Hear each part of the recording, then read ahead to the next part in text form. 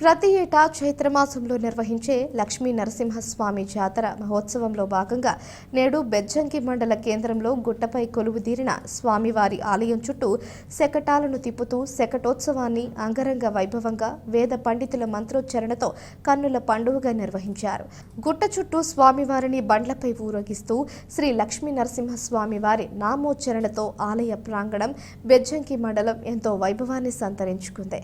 ఈ సందర్భంగా ఆలయ కార్యనిర్వహణాధికారి పివి శర్మ మాట్లాడుతూ ఈ కార్యక్రమంలో భారీ సంఖ్యలో గ్రామ ప్రజలతో పాటు చుట్టుపక్కల గ్రామాల ప్రజలు పాల్గొని ఈ కార్యక్రమాన్ని తిలకించి స్వామివారి కృపకు పాత్రులైనందుకు సంతోషం వ్యక్తం చేశారు.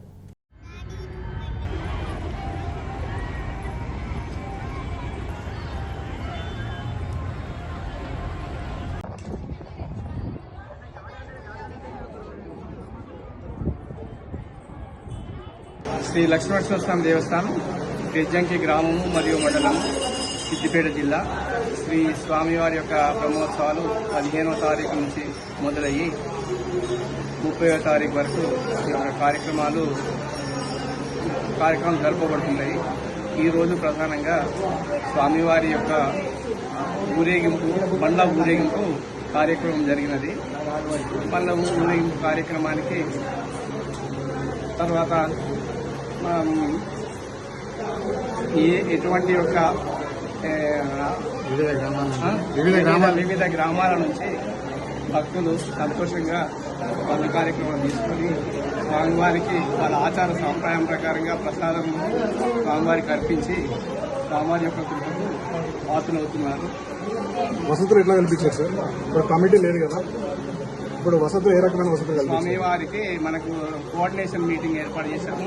ఎంఆర్ఓ గారి అధ్యక్షతన 8వ తారీఖు నాడు కోఆర్డినేషన్ మీటింగ్ చెప్పి ఆ మీటింగ్లో మండల స్థాయి సమీక్ష సమావేశం అధికారుల వారి చేత వారి సహాయ సహకారాలు మరియు ఊరి వాళ్ళ అందరి సహాయ సహకారాలతో కార్యక్రమం కూడా దిగ్విజయంగా జరుగుతున్నది.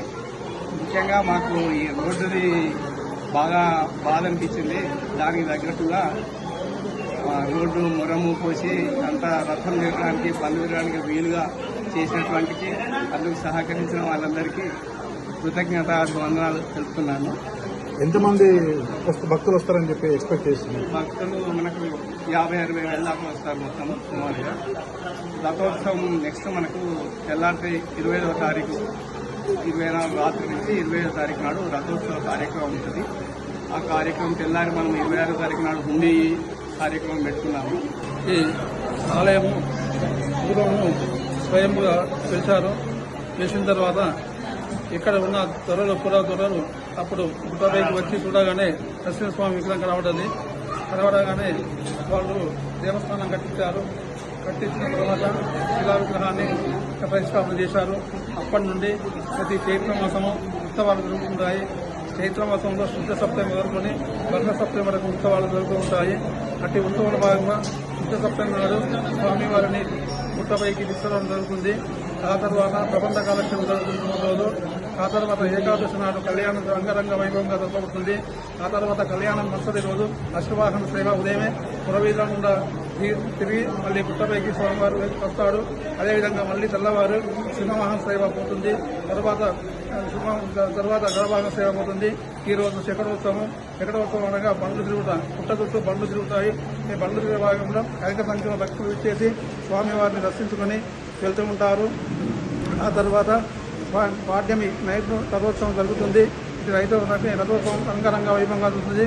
కానీ ఈసారి ఎన్నికల కోడ్ ఉన్నందువలన అందరికీ ఎంఈఓ గారు, ఎంఆర్ఓ గారు, పోలీసు శాఖ వారు అన్ని గవర్నమెంట్ శాఖల వారు మాకు అన్ని రకాల సహకరించారు. అదే ప్రకారంగా ఊరి గ్రామ ప్రజలు కూడా సహకారంతో ఈ యొక్క ఉత్సవాన్ని నిర్విఘ్నంగా నిర్వహిస్తున్నాము. ఇప్పటి వరకు మాకు ఎలాంటి కొరత లేదు. కమిటీ కూడా ఎలాంటి కొరత అతను భావిస్తున్నాము. ఎందుకంటే మాకు అందరి అధికారులు అండ ఉంది.